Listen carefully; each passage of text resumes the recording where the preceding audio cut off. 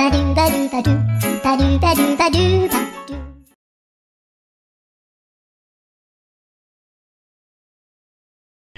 जो तिगड़म से आ गया है, अरे बड़ा चालाक आदमी है, ये मैं नहीं मान सकता।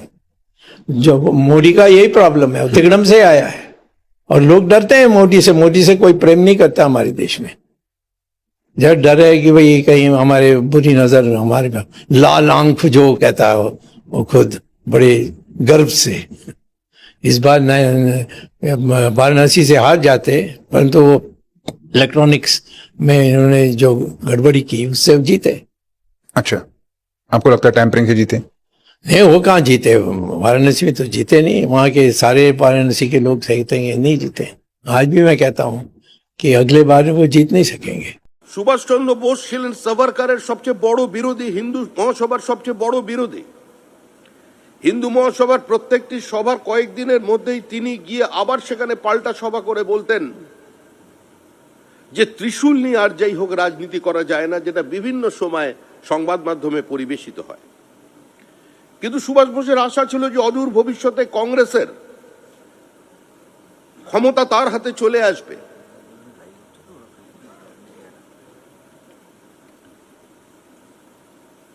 তো সেজন্য যদি শ্যামাপ্রসাদ মুখার্জির মতো এই ধরনের একজন ব্যক্তিত্ব কোন রাজনৈতিক দল খোলেন, তাহলে লোকসান যেটা হবে সেটা কংগ্রেসের হবে। শ্যামাপ্রসাদের ডাকে মানুষ কিভাবে সাড়া দেয় সেটা দেখা গিয়েছিল বিভিন্ন সময়।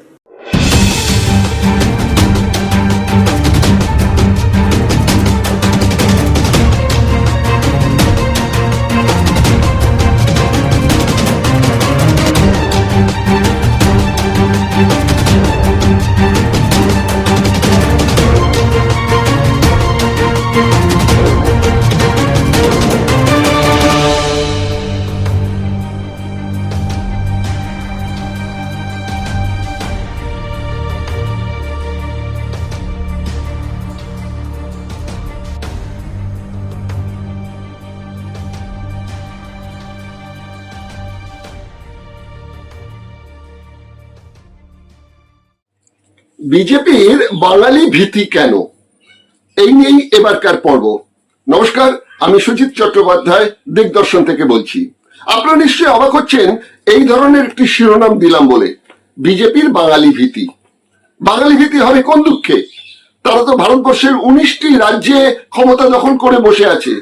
এই বাংলাতে প্রধান বিরোধী দল, এখানে প্রচুর বাঙালি বিজেপির হয়ে লড়ছেন। বিজেপির নেতা বাঙালিরা তো প্রবল বিক্রমে কাজ করছেন।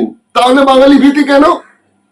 হ্যাঁ, কথাটা যখন বলেছি তার নিশ্চয়ই একটা মানে আছে।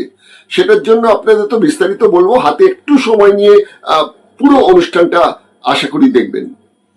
ভীতি শব্দটা যখন ব্যবহার করছি দেখবেন তার সঙ্গে আরো দুটো শব্দের অঙ্গাঙ্গি যোগ আছে। একটা হচ্ছে রাগ, আরেকটা হচ্ছে ঘৃণা। মেয়েদের দেখবেন একটু আরশোলাকে ভয় পায়। আরশোলাকে ভয় পায় কেন? প্রথমত ঘৃণা থেকে। ঘৃণা থেকে কি হয়? রাগ।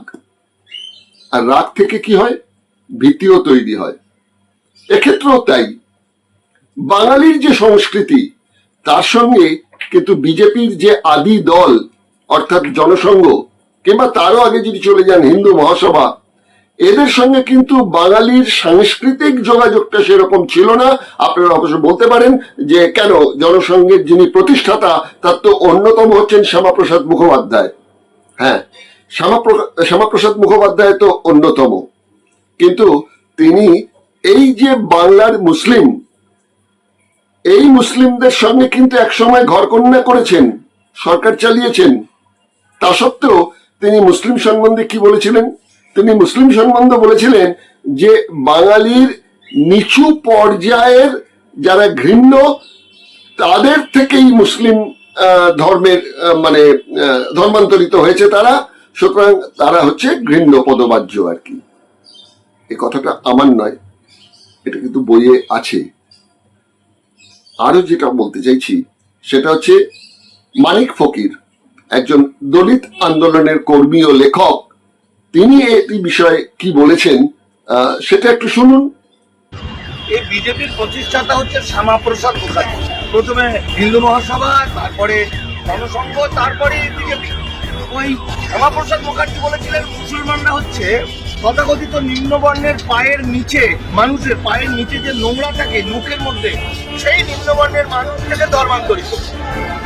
তো মুসলমানরা খুব খারাপ, ফলে ওরা বাংলা ভাগ ছাড়া হবে না। শ্যামাপ্রসাদের কাছে বাংলার মুসলমানরা খারাপ মুসলমান, কিন্তু কাশ্মীরের মুসলমানরা ভালো মুসলমান। তাই তিনি এখান থেকে চলে গেছিলেন, কাশ্মীরে গিয়ে ডেরা নিয়েছিলেন। আলটিমেটলি তাকে খুন হতে হলো। আলটিমেট যে শ্যামাপ্রসাদ মুখার্জি বাংলা ভাগ করল, যে শ্যামাপ্রসাদীর বাহিনীরা আজকে ভারত দখল করেছে, সেই শ্যামাপ্রসাদ মুখার্জিকে একটা সাধারণ চোর চোট্টার মতো জেলখানায় মরতে হলো ওষুধ বাগরে। এই ইতিহাস আমাদের শুভেন্দু অধিকারীরা জানে না। শ্যামাপ্রসাদ মুখার্জি যে কাশ্মীরকে হৃদয় দিয়ে ভালোবেসেছিল, সেই কাশ্মীরকেই এখন অত্যন্ত কুরুচি শূন্য শব্দ ব্যবহার করে মেলাইন করছে। ভূষণকে কেউ যাবে না, কাশ্মীর সম্পর্কে খারাপ কথাগুলো বলছে অশিক্ষিত শুভেন্দু অধিকারীর মতো লোকেরা। বিজেপির এই মুহূর্তের কেউ মানে না আপনি মোড়ল এক নেতা কলির ভীষ্ম তথাগত রায় যখন ত্রিপুরার রাজ্যপাল ছিলেন, তখন বলেছিলেন আসামের বাঙালিদের উচিত আসামের জনগণের সংস্কৃতির সঙ্গে নিজেকে জুড়ে ফেলা, অর্থাৎ বাঙালিকে যদি আসামে থাকতেই হয় তাহলে অসমিয়াতে পরিবর্তিত হয়ে যাওয়া। সেদিন কিন্তু এই রাজ্যের কোনো রাজনৈতিক দলই প্রতিবাদ করেনি। আসল কারণ বাঙালির উদাসীনতা। 2019-এ 31শে আগস্ট 13 লাখ বাঙালিকে এনআরসির চূড়ান্ত তালিকা থেকে বাদ দেওয়া হয় 1971 সালকে ভিত্তি করে।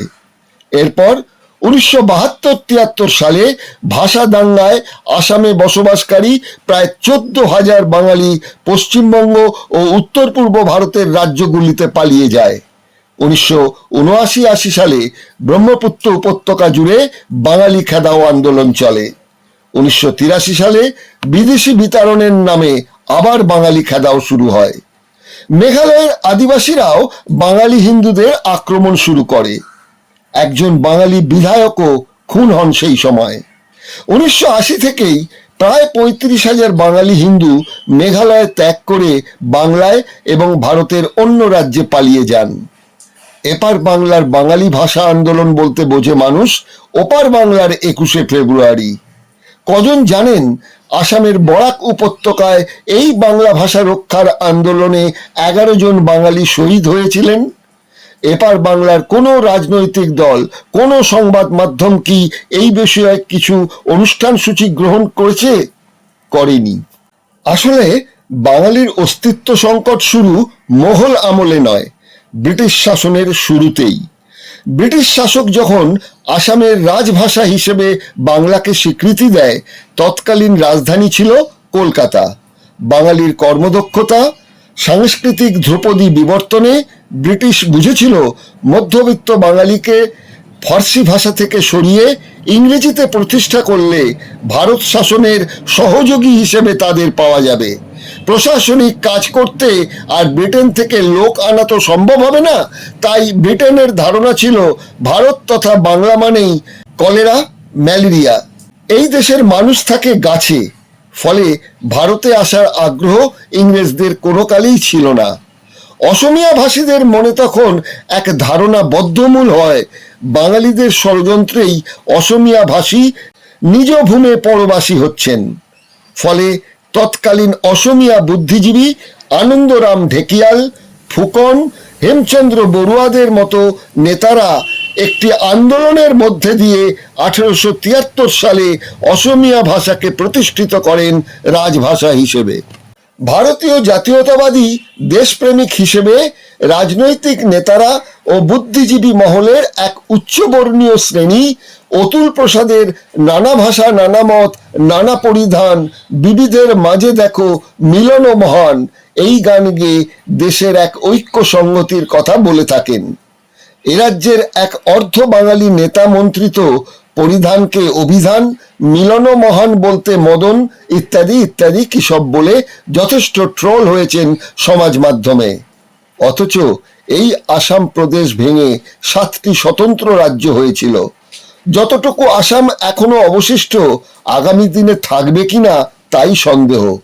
রাজ্যের বেশ কয়েকটি জনগোষ্ঠী যারা সত্যিকারে আসামের ভূমিপুত্র তারাই অসমিয়াদের সঙ্গে থাকতে চাইছেন না। আবার এটাও সত্যি যে সব অসমিয়াই বাঙালি বিরোধী নন, কিন্তু অসমের মুখ্যমন্ত্রী হিসেবে আসা প্রাক্তন কংগ্রেসী হিমন্ত বিশ্ব শর্মা এখন বিজেপির বড় নেতা। নিজেকে প্রতিষ্ঠিত করতে বরাবরই তিনি বাঙালি বিদ্বেষের বিষ ছড়িয়ে থাকেন। এই তো কয়েকদিন আগে অসম থেকে এনআরসির ফাঁদে বাঙালি বিতরণ পর্ব শুরু হয়েছে।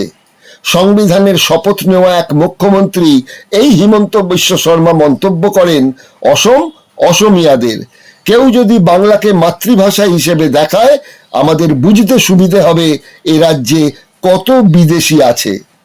2014 সালে যবে থেকে বিজেপি কেন্দ্রে ক্ষমতায় এসছে তারপর থেকে কিন্তু এ রাজ্যেও বিজেপি একটু নতুন করে অক্সিজেন পেয়ে যায়। তারা কথায় কথায় কিন্তু আমাদের শ্যামাপ্রসাদ মুখার্জিকে একজন মহান নেতা বানাবার একটা চেষ্টা করেন, অথচ শ্যামাপ্রসাদ মুখার্জির সম্বন্ধে আমাদের মূল্যায়নটা কি? শ্যামাপ্রসাদ মুখার্জি চেয়েছিলেন সুভাষ বোসকে সঙ্গে রেখেই এই বিষয়ে এগোবেন, কিন্তু সুভাষচন্দ্র চেয়েছিলেন যে না, এই বাংলার মাটি যেমন হিন্দুদের তেমন মুসলিমদের, ইতিহাস তো তাই বলছে। সুতরাং যতবারই চেষ্টা হয়েছে এখানেতে বাঙালি হিন্দুদের এবং বিশেষ করে উচ্চবর্ণের হিন্দুদের একটু আলাদা করে তাতিয়ে তুলবার, ততবারই কিন্তু সুভাষচন্দ্র বাধা দিয়েছেন। সুভাষচন্দ্র এমনও ঘটনা হয়েছেন যেখানে যেখানে শ্যামাপ্রসাদ মুখার্জি মিটিং করেছেন সেখানে সেখানে গিয়েই সুভাষচন্দ্র মিটিং করেছেন, এবং সুভাষচন্দ্রের গ্রুপের যে দুষ্টু ছেলেরা তারা গিয়ে কিন্তু অনেক সভা বানচাল করে দিয়েছে শ্যামাপ্রসাদ মুখার্জির। এটা শ্যামাপ্রসাদ মুখার্জি তার আত্মজীবনীতেও লিখে গেছেন। এই মুহূর্তে আপনি এই ব্যাপারে শোনাবো যে শ্যামাপ্রসাদ মুখার্জি এবং সাভারকার এদের সম্পর্কে আমাদের সুভাষ বোসের কি প্রতিক্রিয়া ছিল, সেটা ওই বিজেপির এখন যিনি রাজ্য সভাপতি হয়েছেন শ্রমিক ভট্টাচার্য, তার মুখেই শুনুন তিনি কি বলছেন। সুভাষচন্দ্র বোস ছিলেন সাভারকারের সবচেয়ে বড় বিরোধী, হিন্দু মহাসভার সবচেয়ে বড় বিরোধী।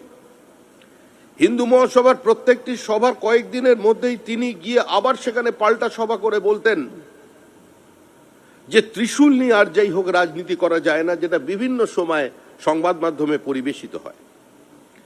কিন্তু সুভাষ বোসের আশা ছিল যে অদূর ভবিষ্যতে কংগ্রেসের ক্ষমতা তার হাতে চলে আসবে।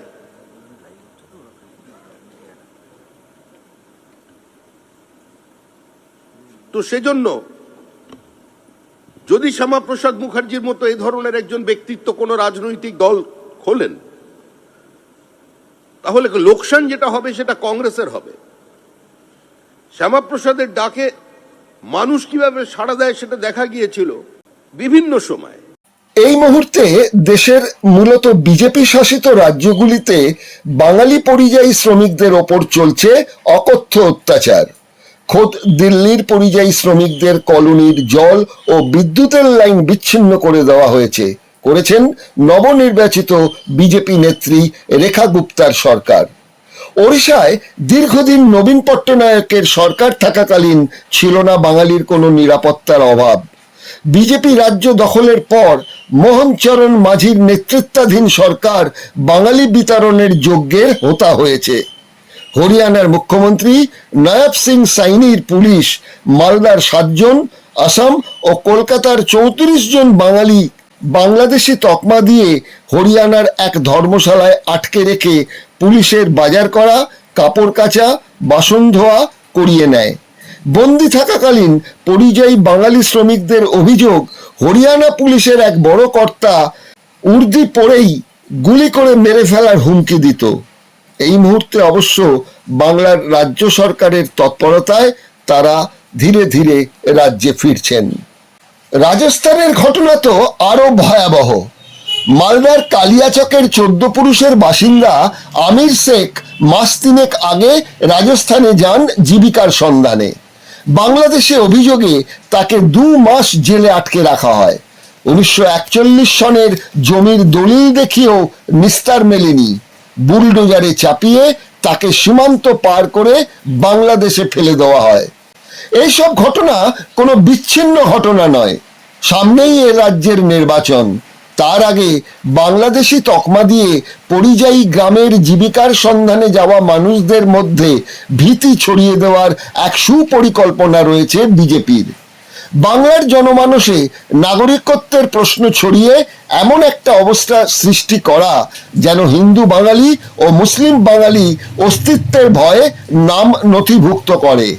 আসলে যা নাগরিকত্বের তালিকা নয়, হস্তগত করা হবে পশ্চিম বাংলার বাঙালি মুসলিমদের তথ্য, যারা বিজেপির রাজ্য দখলের জন্য প্রধান বাধা।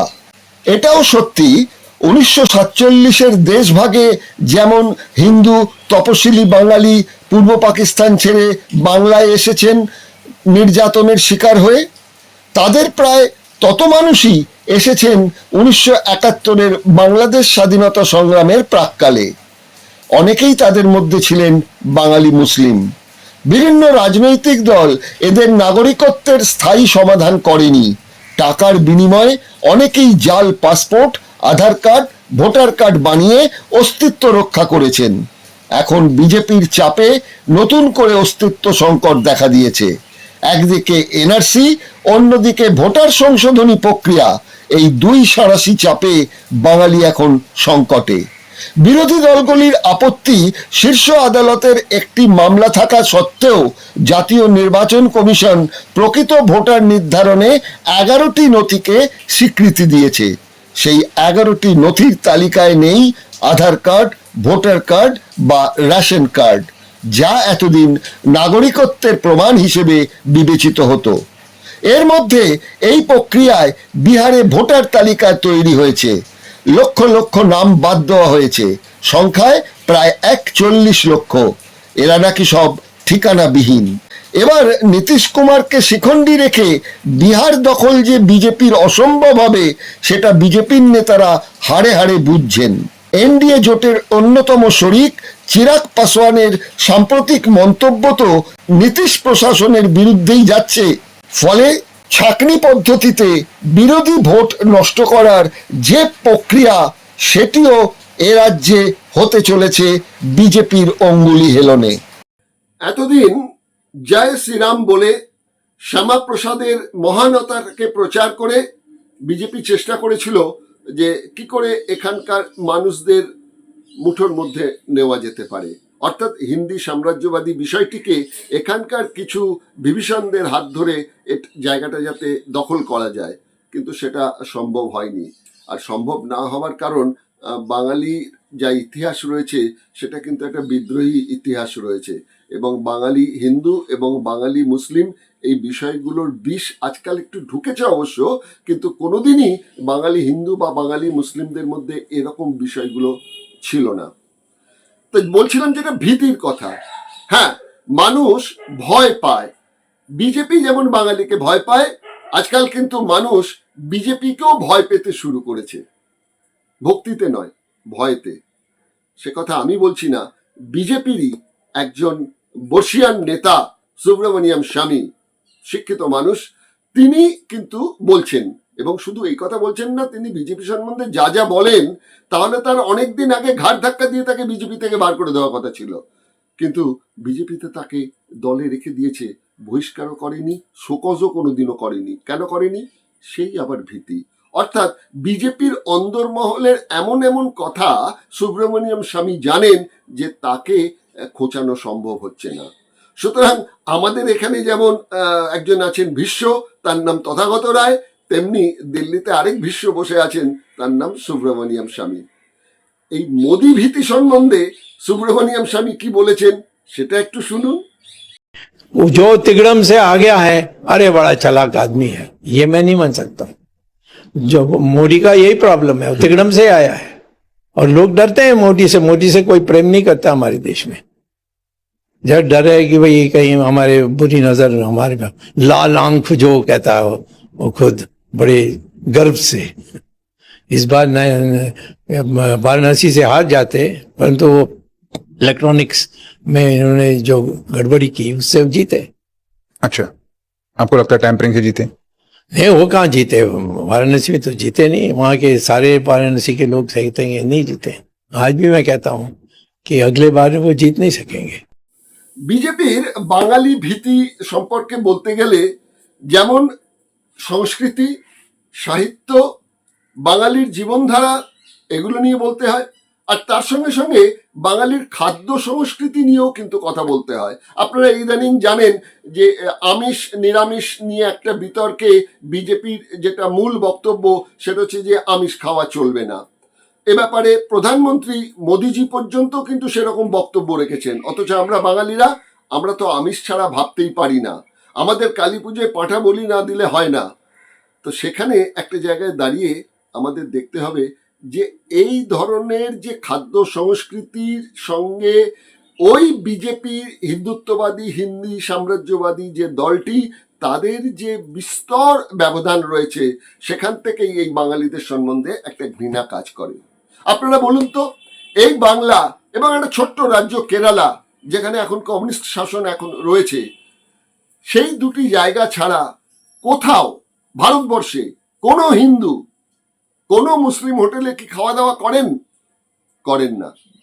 কিন্তু আমাদের বাংলায়, আমাদের কলকাতায় যত মোগলাই খানার মুসলিম দোকানগুলো রয়েছে তার 80% গ্রাহক কিন্তু বাঙালি হিন্দুরা। শুধু বাঙালি হিন্দু নয়, তার সঙ্গে ওই উচ্চবর্ণের ব্রাহ্মণ্য সম্প্রদায়ের মানুষও আছেন যে মুসলিম হোটেলে গিয়ে মাটন রেজালা, চিকেন চাপ, বিরিয়ানি এগুলো আমরা খাই।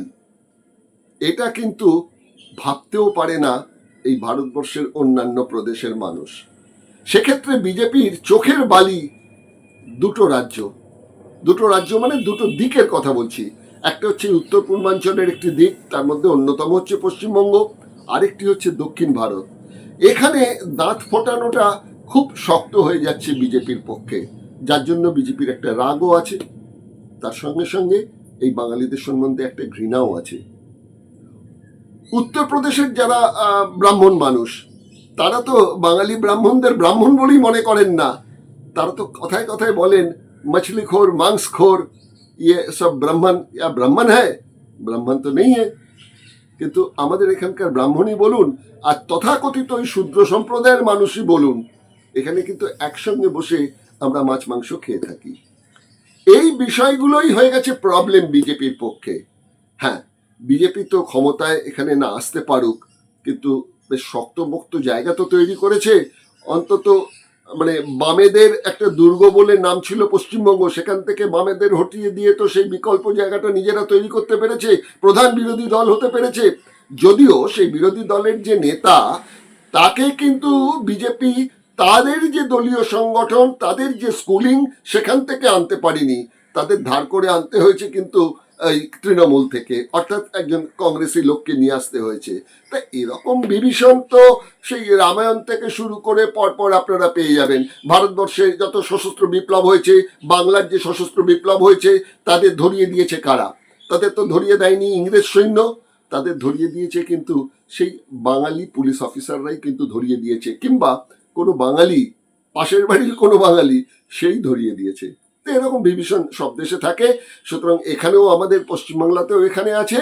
তবে এটা সত্যি কথা যে বিজেপি খুব ভালো করে জানে, এখন তো তাদের নতুন সঙ্গী হয়েছেন মিঠুন চক্রবর্তী, তিনি নাকি আদ্যপান্ত বাঙালি। এতদিন তো তিনি নিজেকে গোখরো সাপের সঙ্গে তুলনা করেছিলেন, এখন বুঝতে পারছেন যে ওইসব ডায়লগ ফাইলগ দিলে হবে না, এখন প্রচণ্ডভাবে মুসলিম ঘৃণা একটা করতে হবে। এই যে এত অত্যাচার চলছে বিভিন্ন রাজ্যে রাজ্যে বাঙালিকে, বাঙালি হিসেবে বাংলায় কথা বলার জন্য তাদের বাংলাদেশি হিসেবে তাদের ওপর টর্চার চলছে, অবাক কাণ্ড। মিঠুন চক্রবর্তী বলছেন না, এরকম কোনো ঘটনা ঘটেনি, কাদের করা হয়েছে। এটা বলতে গিয়ে তিনি বোঝাতে চেয়েছেন যে বাঙালি মুসলিমদের করা হয়েছে। সুতরাং বাঙালি মুসলিম আলাদা আর বাঙালি হিন্দু আলাদা। তো বাঙালি হিন্দুর দিকটাই দেখতে চান, বাঙালি মুসলিম নয়। তার প্রধান শর্ত বাঙালিকে হতে হবে সে হিন্দু কিনা। যাই হোক, একটি প্রতিবেদন আপনাদের সামনে হাজির করছি, চলুন সেটা আগে একটু দেখে নিন। বিজেপি ও তার সহযোগী সংগঠন এদেশে অন্য রাষ্ট্র থেকে আসা, বিশেষ করে বাংলাদেশ থেকে আসা অনুপ্রবেশকারীদের উইপোকা ও সন্ত্রাসী বলে সরলীকরণ করে চিহ্নিত করছে। অথচ রাষ্ট্রপুঞ্জের সংস্থা United Nation High Commissioner for Refugees, সংক্ষেপে ইউএনএইচসিআর নামে পরিচিত, এই সংস্থা এই অনুপ্রবেশকারীদের 4টি ভাগে ভাগ করেছে। 1.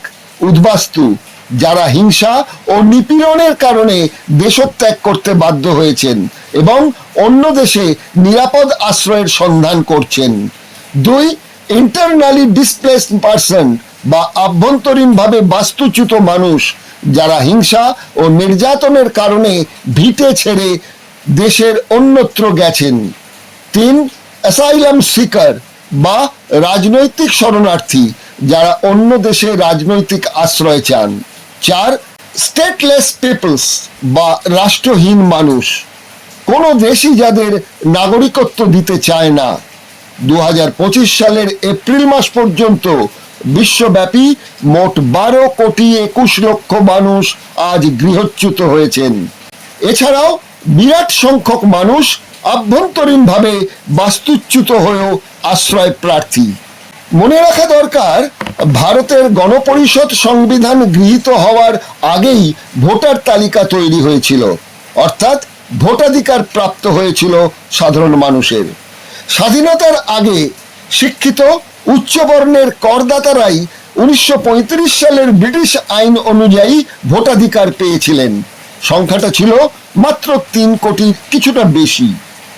স্বাধীনতার পর ভোটারের সংখ্যা বেড়ে দাঁড়ায় 5 গুণ, অর্থাৎ প্রায় 17.5 কোটি।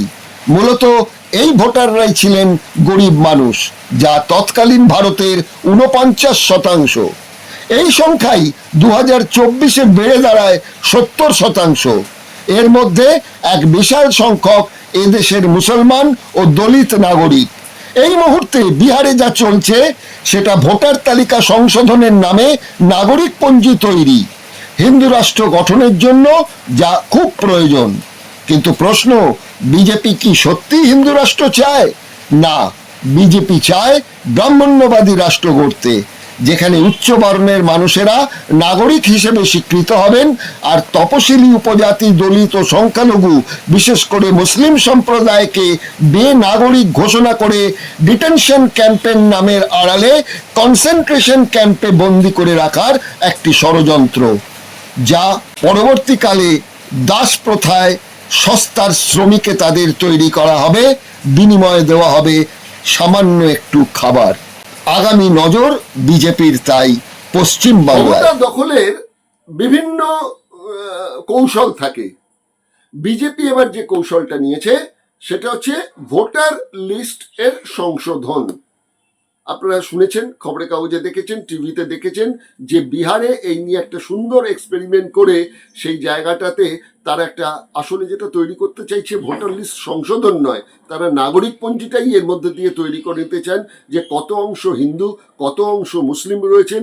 মুসলিম ভোট তো আসে না, সুতরাং মুসলিমদের কিছু কি করে বাদ দেওয়া যেতে পারে। এবং সুপ্রিম কোর্ট বলে দিয়েছে অবশ্য যে তোমরা যে ভোটার লিস্ট থেকে তৈরি করছো এটা বাদ দেওয়ার জন্য নয়, নাম যুক্ত করার জন্য। আমরা যদি দেখি যে তোমরা বড় বড় আকারে ভোটার লিস্ট থেকে নাম বাদ দিয়ে দিচ্ছ, তাহলে কিন্তু আমরা হস্তক্ষেপ করব। এ রাজ্যেও কিন্তু সেটা হতে চলেছে। এখানেও সেই ভীতির প্রশ্ন। কোন ভীতি এবার?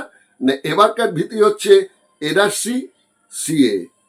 এই এনআরসি ভীতি দেখিয়ে এবং বাংলার কথা বলার পাপ এইটা বুঝিয়ে তারা আমাদের যে পরিযায়ী শ্রমিকরা বাইরে ঘুরছেন তাদের ওপর কিন্তু একটা ভীতি দেখানোর চেষ্টা করছেন। আর তার সঙ্গে সঙ্গে এখানকার বিএলওদের নিয়ে গিয়ে একটা ট্রেনিং দিয়ে ওই ভোটার লিস্ট সংশোধনের নামে নাগরিক পঞ্জির কাজটা শুরু করে দিয়েছেন। এটা আমাদের রাজ্যের মুখ্যমন্ত্রী মমতা বন্দ্যোপাধ্যায় বুঝেছেন, হয়তো একটু দেরিতে বুঝেছেন, কিন্তু বুঝেছেন। তিনি কিন্তু বিএলওদের এই বোলপুরের একটা প্রশাসনিক সভায় বসে একটু সাবধানবাণী তাদের জন্য বলে দিয়েছেন। তিনি বলেছেন যে নির্বাচন কমিশনের ক্ষমতা থাকে তো ভোটের ডেট ঘোষণা হয়ে যাবার পর, তার আগে পর্যন্ত কিন্তু রাজ্য সরকারের হাতেই সমস্ত কিছু থাকে, এবং ভোট হয়ে যাবার পর নির্বাচন কমিশন চলে যায় তখনও কিন্তু রাজ্য সরকারের হাতে থাকে। এবং সবচেয়ে বড় কথা, যারা বিএলও তারা কিন্তু চাকরি করছেন রাজ্য সরকারের অধীনে। সুতরাং সাধু সাবধান। কি বলেছেন মুখ্যমন্ত্রী আরেকবার আপনাদের শুনিয়ে দিতে চাই, শুনুন। অনেক সময় আমি দেখছি ডিএমরা দায়িত্ব দিয়ে দিচ্ছে নিচের কাউকে, তারা কিন্তু খেয়াল রাখছে না। এই যে পশ্চিমবাংলা থেকে প্রায় 1000 লোককে নিয়ে গেছে ট্রেনিং করবার জন্য দিল্লিতে, আমি জানতামই না। এটা ডিএমদের উচিত ছিল অ্যাটলিস্ট আমাদের ইনফর্ম করা, আমাকে না করুক সিএসকে ইনফর্ম করা।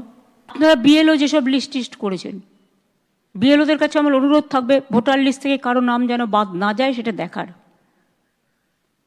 মনে রাখবেন ইলেকশন কমিশন তার নোটিফিকেশন যখন হবে ডেট অফ ইলেকশন, তখন থেকে এটা ইলেকশন কমিশনের আন্ডারে যায়। তার আগে স্টেট গভর্নমেন্ট, আবার ইলেকশনের পরেও স্টেট গভর্নমেন্ট। সুতরাং এটা মনে রাখবেন, আপনারা চাকরি করেন স্টেট গভর্নমেন্টের, কোনো মানুষকে অযথা হ্যারাস করবেন না। ভোটার লিস্টটা দেখবেন, আমি আগেই বলে দিয়েছি, মানুষ যাতে হ্যারাস না হয়, জেনুইন ভোটাররা যাতে হ্যারাস না হয়। আর যে কোনো ইনস্ট্রাকশন আসলে প্লিজ দয়া করে সিএসকে জানাবেন, প্রয়োজন হলে আমাকে জানাবেন। আমাদের না জানিয়ে আপনারা হুটফাট সিদ্ধান্ত নিয়ে নিচ্ছেন, তার মানেটা কি পা একদিকে মাথা একদিকে? কখনো তো এই জিনিস হয়নি। ভয় দেখালেই ভয় দেখতে হবে, তাহলে ভয়ে ভয়ে ঘরে বসে থাকুন। প্রথমে চলুন একবার বুঝে নিই ভারতে কোন রাজ্যে কতজন মুসলিম আছেন। এই তথ্য 2011 জনগণনার ভিত্তিতে তৈরি। উত্তরপ্রদেশ মোট মুসলিম 3,84,00,000, মোট জনসংখ্যার 19.26%। পশ্চিমবঙ্গ মুসলিম জনসংখ্যা 2,46,00,000, মোট জনসংখ্যার 27.01%। এদের মধ্যে বাঙালি ও হিন্দি ভাষী মুসলমানরাও আছেন। এদের সংখ্যা রাজ্যের মোট জনসংখ্যার 2.9%। অধিকাংশই শহরে থাকেন। 2011 আদিমশুমারির হিসেবে পশ্চিমবঙ্গে বাঙালি মুসলিম 2.20 লক্ষ, বাকি 26 লক্ষ উর্দুভাষী মুসলিম, যারা বিহার ও উত্তরপ্রদেশের বাসিন্দা। সুতরাং এই মুসলিম ভোট বিভাজনে আতঙ্ক সৃষ্টি এখন বিজেপির প্রথম পদক্ষেপ। এই সম্পর্কে একটি সুন্দর নিবন্ধ গত 25শে জুলাই শুক্রবার এই সময় পত্রিকায় প্রকাশিত হয়েছে। সেখানে তথ্য প্রযুক্তির কর্মী সোনাঝুরি মৈত্র লিখেছেন, ছোট থেকেই আমাদের সংযত রাখার জন্য অভিভাবকেরা জুজু নামে এক আকারহীন ভয় দেখাতেন। একইভাবে রাজনীতিতেও ভয়ের খেলা। যে দল যত বেশি মানুষকে ভয় দেখাতে পারবে সেই দলে তত বেশি ভোট পড়বে। কেউ ধর্মের ভয় দেখাবে, কেউ বা বর্গী হিসেবে এদের চিহ্নিত করে ভয়কে আরো বাড়িয়ে দিয়ে ত্রাতার ভূমিকা নিয়ে ভোট আদায় করবে। বক্তব্যটি 100% সত্যি। বাঙালি নিজের ইতিহাস সম্পর্কে উদাসীন, এই আক্ষেপ করে বঙ্কিমচন্দ্র বলেছিলেন, ইংরেজ পাখি শিকার করলেও লিখে রাখে, কিন্তু বাঙালি নিজের ইতিহাস সম্পর্কে উদাসীন। একথা 100% বাস্তব। তাই তো হিন্দি সাম্রাজ্যবাদী শক্তি আজ বাঙালিকে এই হেনস্থা করতে পারছে। ব্রিটিশের তৈরি বাঙালি মধ্যবিত্ত ইংরেজি জানা মানুষ দাসত্বে খুশি থেকেছে, আজও সেই ট্র্যাডিশন চলছে। তাই গ্রামাঞ্চলের ভূমিপুত্র বাঙালি নির্যাতনের শিকার হচ্ছেন। বাঙালির এই উদাসীনতাকে কটাক্ষ করেই নীরশ্রী চৌধুরী বলেছিলেন, আত্মঘাতী বাঙালি। কঠোর ভাষায় তিনি বলেছিলেন, শৃগাল হইতে শঠতা, কুকুর হইতে তোষামদ ও ভিক্ষানুযোগ, মেষ হইতে ভীরুতা, বানর হইতে অনুকরণ প্রিয়তা ইত্যাদি বাঙালিকে সমাজাকাশে উদিত করিয়াছে। গরু হইতে বাঙালি কিসে অপকৃষ্ট? বিবেকানন্দ বলেছিলেন, লম্বা কথা কইবার একজন, কাজের বেলা শূন্য। অথচ এক সময় ভারত সম্রাট জাহাঙ্গীর এই বাংলাকে বলেছিলেন বিদ্রোহের নগরী। এই বাংলার সঙ্গে এক সময় ভারতের কোনো সম্পর্ক ছিল না। ভারতের সম্পর্ক ছিল না বৈদিক ব্রাহ্মণ্যবাদীদের। বাংলার ভূমিপুত্র ছিল নাথ ও বৌদ্ধ ধর্মের অনুসারীরা, যা প্রবলভাবে হিন্দু ধর্ম বিরোধী। পরবর্তীকালে বাংলা ছিল প্রবল কৃষ্ণ বিরোধী। তারও পরে রামায়ণ কথকতা হিসেবে পরিচিত পেলেও বাঙালি রামচন্দ্রকে কোনোদিন ঈশ্বরের জায়গায় স্থান দেননি। 500 বছর আগেও বাঙালি গীতাকে কোনোদিন প্রাধান্য দেয়নি। মহাভারতে উল্লেখ আছে, বাংলার রাজা ছিলেন মগধের রাজা জরাসন্ধের মিত্র, তাই বাঙালি ছিলেন কৌরব পক্ষে। বাংলায় এসে লুট করতেন মধ্যম পাণ্ডব ভীম। বাংলার রাজার সঙ্গে মথুরার রাজা কৃষ্ণের হয়েছিল যুদ্ধ। প্রথম দুবার কৃষ্ণ পরাজিত হয়ে দ্বারকায় পালিয়ে যান, তৃতীয়বার পরাজিত হন বাংলার রাজা বাসুদেব। তারপর থেকেই বাংলায় হিন্দু ব্রাহ্মণ্যবাদীদের পদচারণা শুরু হয়, ব্যাপ্তি লাভ করে সেন সাম্রাজ্যের আমলে। সুতরাং বাংলা সংস্কৃতিকে গ্রাস না করলে ভবিষ্যতে যে বাংলা রাষ্ট্র গঠনের এক রূপরেখা তৈরি করছেন এক ধরনের মানুষ, সেটা রোখা সম্ভব হবে না। সোহরাওয়ার্দী যে স্বাধীন বাংলা গঠনের প্রস্তাবক ছিলেন, অন্যদিকে সুভাষচন্দ্রের ভাই শরৎ বসুও এমনই একটি উদ্যোগ নিয়েছিলেন অখণ্ড বাংলা গঠনের। সুতরাং বাঙালির মনে একটা সুপ্ত বাসনা থেকে গেছে, তাই বাঙালি নিম্নবর্ণের হিন্দু ও মুসলিমদের বিশ্বাস নেই ভবিষ্যতে ভারতের নাকের ডগায় যদি এমনই এক রাষ্ট্র গঠন হয়ে যায় যা হিন্দি সাম্রাজ্যবাদী ব্রাহ্মণ্য ব্যবস্থাকে রুখে দেবে। তাই সিএ ও এনআরসির জুজু দেখিয়ে প্রত্যেকের মনেই যদি নিরাপত্তাহীনতার একটা বীজ বপন করা যায়, তবে বিজেপি ফেলবে স্বস্তির নিঃশ্বাস। এইভাবে হয়তো বাংলাকে জয় করা যেতেও পারে।